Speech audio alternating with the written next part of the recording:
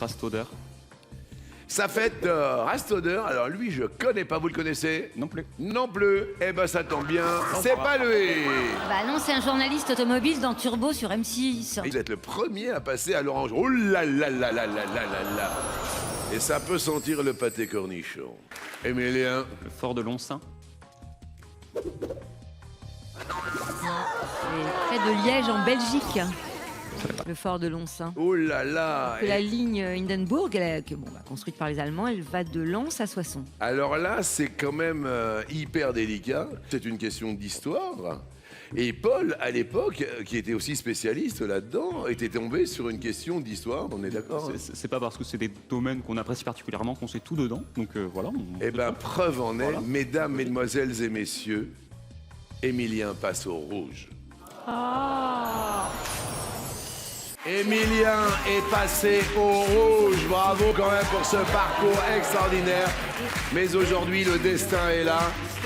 Et vous avez décidé de laisser votre destin entre les mains de Corentin. Quel terme est à l'origine du mot coqueluche? Je vais dire un chapon. Alors moi je me méfie des réponses un peu trop faciles et j'aurais peut-être dit un capuchon pour justement cacher la maladie. Qu'est-ce que vous auriez répondu? Est-ce que vous avez la référence ou pas? Non, je n'ai pas la référence. Waouh. Non mais alors ça c'est dingue. Qu'est-ce que vous auriez répondu, Émilien? Ça aurait été du hasard complet, j'aurais répondu une cascade. L'on me dit que la réponse n'est pas une cascade. Oh, salette.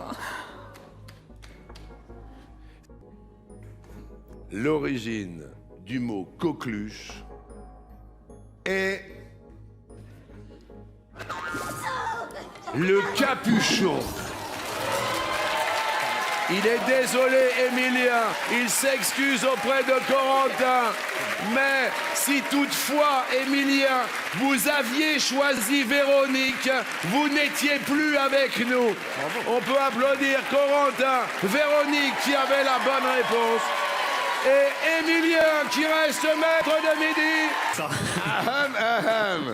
Ça va, vous êtes bien là? Ça va, ça tremble un peu, mais ça va. Hier, la lettre C.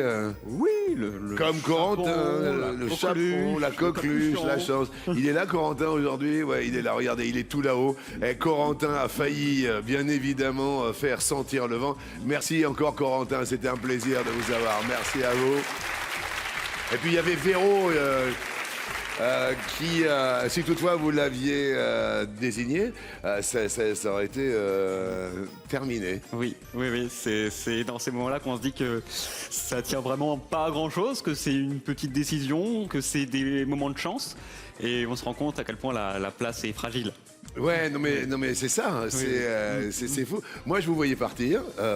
Vous voyez partir aussi. Et ça a été un moment extraordinaire. Voilà, je remercie encore tout le monde, voilà, toutes les personnes qui sont derrière moi. Je suis encore très ému parce que c'était en plus une question d'histoire et vous n'aviez pas la réponse. Je me rappelle de Paul, je me rappelle de toutes ces personnes.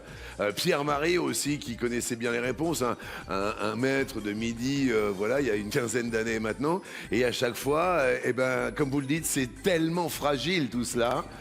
Et puis vous êtes passé au rouge, vous êtes bel et bien là. Je voulais juste vous féliciter pour votre fair play, parce que hier, on a vu les images en direct, et vous avez été hyper fair avec Véro, avec Corentin, avec tout le monde.